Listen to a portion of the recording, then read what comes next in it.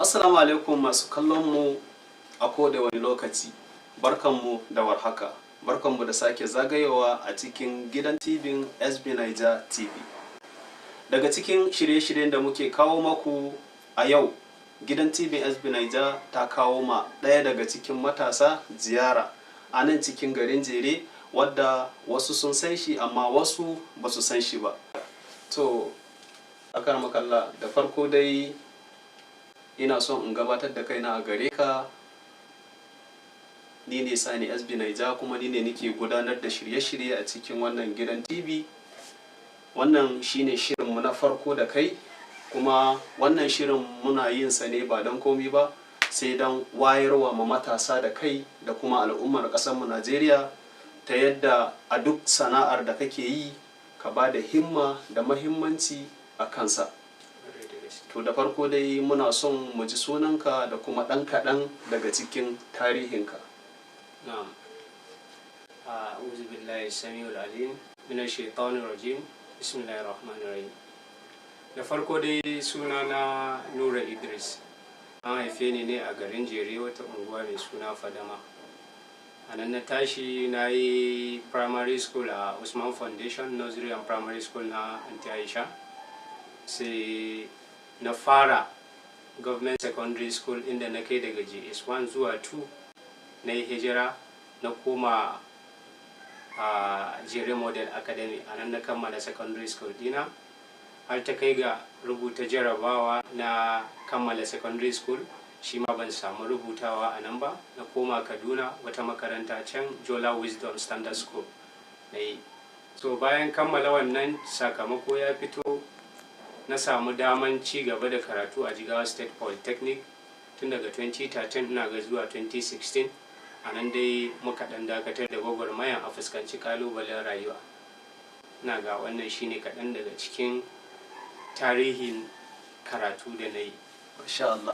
To gaskiya alhamdulillah, gaskiya to muna maka murna sosai, saboda zaka ga wasu matasa ta bangaren karatu, wani in ya taso kamar daga primary school zuwa secondary school sai kaga abun ya kakare a gurin, rashin wanda zai tallafa zuwa mataki na gaba. Gaskiya muna maka murna. To wannan shirin musamman muna son mu yi fira da kai abin da ya shafi media.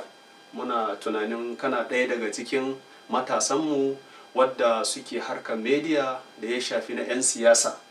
Shin muna son mu ji, tun da ka fara wannan harka na media, akwai wani alkhairi da ka taɓa samu a cikinsa? Na'am.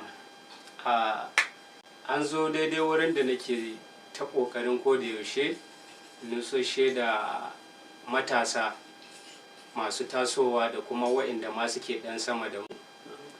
Harkar media alkhairi ne, amma mafi yawanci yanzu na 'yan siyasa wasu sun ɗauke ta fage ne na cin mutuncin wani ko kuma na tura ma wani saƙo mara abin nan.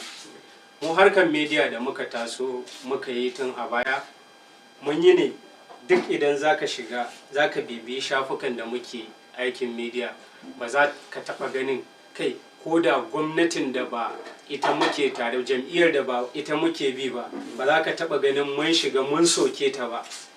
Kullum burinmu yaya namu ya samu karbuwa. Ka ji nan ƙudurorin da muke shiga media mu tallata ɗan takararmu ko mu tallata jam'iyyarmu.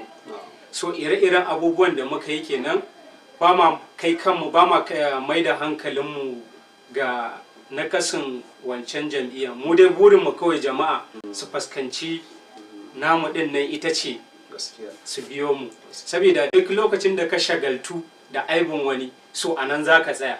Gaskiya abinda nake son na fahimta a maganarka, akwai wasu 'yan oda fati da suke tallata iyayen gidansu, amma ba su saya a nan ba, sai su rika komawa suna hangen wani oda fati ana sukan wancan dan takara ko kuma wani shugaba. Gaskiya ne. Mun fa lillahi alhamdu, mu dai a tafiyan mu na media ba zan manta ba, zaben 2019 yana daga cikin nasarori da naka samu a cikin harkar media. An ba da sunayenmu cikin ikon Allah, da wata ce za ta wakilci Jere North, sai aka samu akasin bata kusa, sai aka ce ni in wakilci Jere North a wannan tafiyan. har Allah ya bamu dama muka zauna da ɗan takara Malam Nasiru ɗan Rufai, muka yi zama da shi. Mu 'yan midiya ne, kowane ward a cikin ward da muke da su guda 255 nake tunani, a local government guda 23 da muke da su a jihar Kaduna. So dukkanmu mun taru mun yi zama da shi, ya ce mana to ko 'yan midiya yanzu dukka hankalin mutane, hankalin kowa ya karkata ya koma kan midiya, saboda haka ga amanan mutanen Kaduna lokacin wurin miliyan 9 da wani abu a kai miliyan 10 ba kamar yanzu. Ya ce so ga amanan mutane, za a je za a gudanar da zaɓe, kuma yi da hankali duk inda kuka ga tashin hankali yana abin nan, ku yi maza ku ɗauki rahoto ku tura mana, ku yi kaza ku yi kaza ku yi kaza. Duk abubuwan da yaka bamu dai abubuwa ne masu kyau, manufa ne masu kyau. Shi ma bai ce mu soki wani ba, ka gane ai, ya ce mu je mu duba inda muka ga akwatin da ake tada abin nan. Lokacin yana gwamna, yana neman zarcewa ne idan ban manta ba. So ya ce idan kuka gani ana tada hayaniya a wuri kaza ku yi maza, akwai wani application da aka yi mana creating lokacin mu 'yan media wanda za mu tura report. Da zaran mun tura report yana isa gare su, da duk wani jami'in tsaro daga sama za su gani, za su turo a dakatar da wannan hatsaniyan da ke wurin. Sannan ya ce idan har muka gudanar da aikinmu yadda ya kamata na media, lokacin ni ne Jerry North World Captain. So insha Allahu akai sakamako da za a mana idan gwamnati ta samu nasara. Sai muka zo muka gudanar da ayyukanmu cikin yadda ya kamata, Allah kuma ya ba da nasara, aka samu wannan kujera a lokacin. So a lokacin idan ban manta ba, na zo ina maganan da wasu a cikin gari, na ce aiko mun yi zama da gwamna, kuma ka gane nan ina kawo ka duk sanadiyar midiya ne yasa har ka zauna da gwamna, ka gane ire-ire abun alfahari ne, abun ci gaba ne.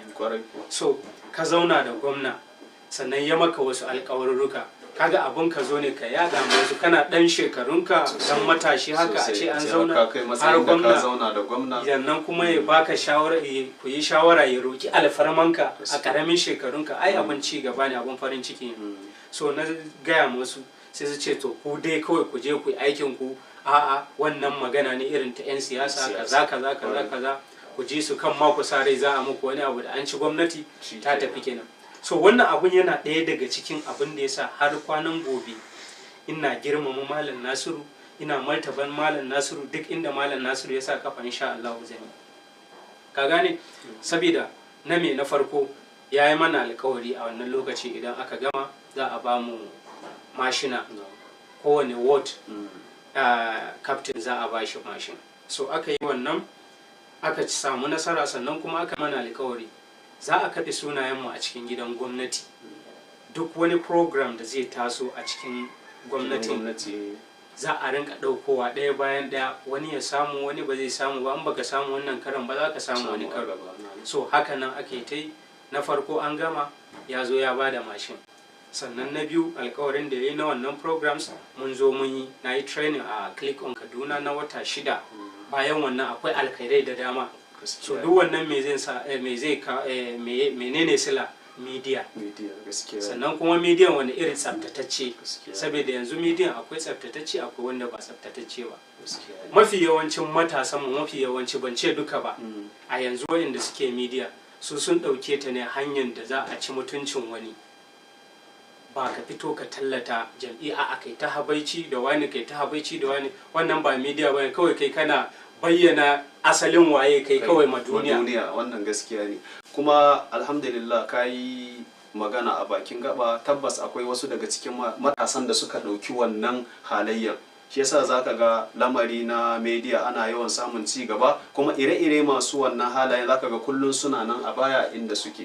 To alhamdulillah mun ji alkhairin da ka samu, ka nuna mana cewa ka samu mashin har da wasu ayyuka da kai na wasu tsawon lokaci a mulkin shi Malam Nasiru ‘yan Rufai. To ka san a rayuwa dole za ka samu ƙalubale, za ka samu nasara. Shin ɗan a takaice muna son mu ji, shin a wannan sana'a naka na media ka taɓa fuskantar wani ƙalubale? Sabida masu kallon mu maybe akwai wani yanzu ne ya shiga wannan harka na media, bai san wannan kalubalen ba, sanadiyar wannan gaya mana da za ka yi maybe zai san taya hanyar da zai bi domin ya gaya magance wannan abu.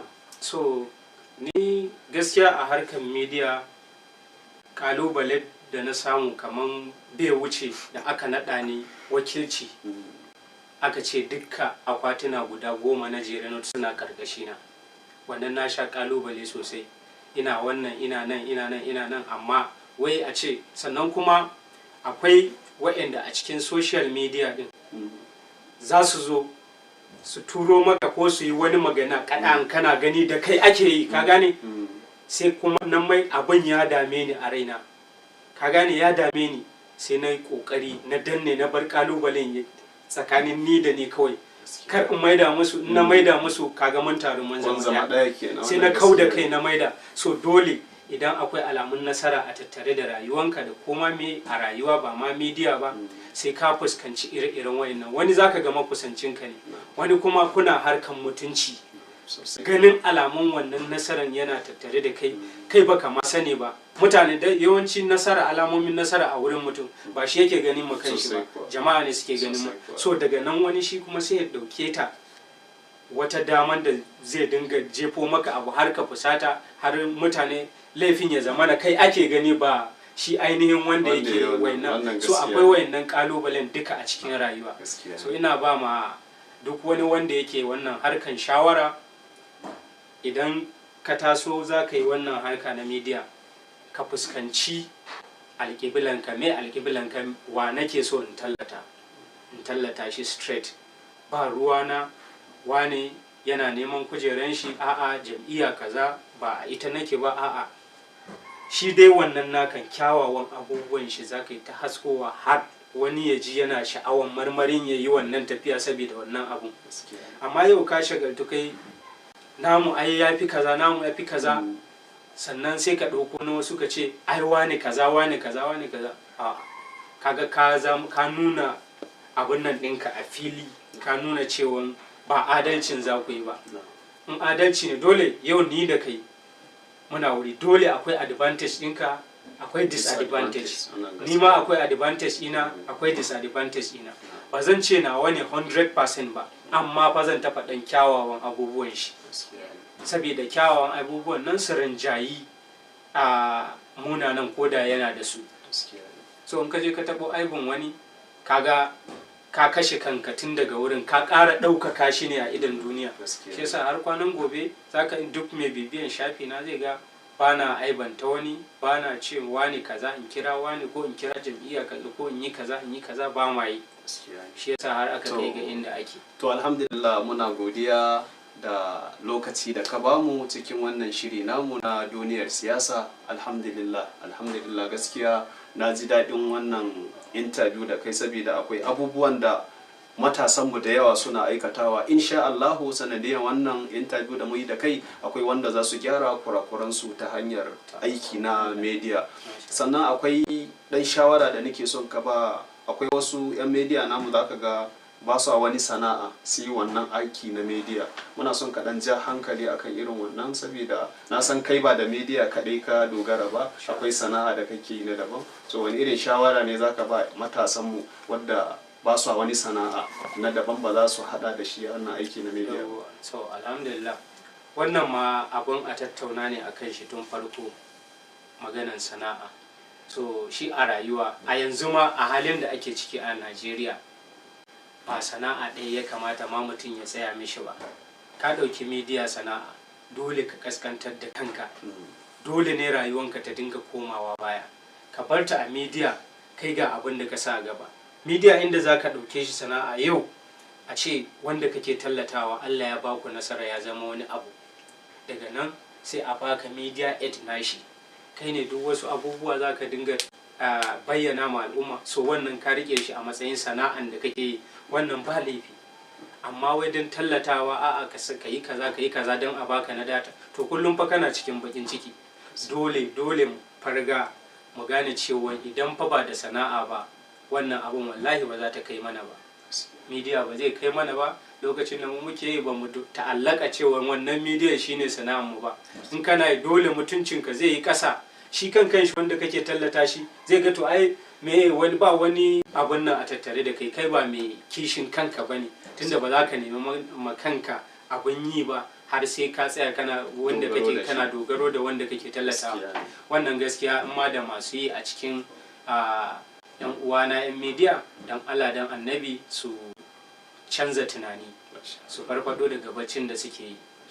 To, alhamdulillah masu kallonmu da sauraronmu a nan muka kawo ƙarshen wannan shiri namu. Muna godiya Nura Idris Aboki da wannan shawarwari da ka baiwa 'yan media. Ubangiji Allah ya ba mu ikon amfana da shi ga baki daya. Allah ya ƙara kawo mana ci gaba a dukkanin sana'o'inmu baki daya. Ni ne naku mai gabatarwa Sani Bako wadda aka fi sani da Sani SB Naija. Ku kasance da gidan TV SB Naija Hausa TV, tasha ne na al'umma da take kawo maku abubuwa shirye-shirye masu mahimmanci wanda zai amfanar da al'umman ƙasar Najeriya. DJ Sauti and the Big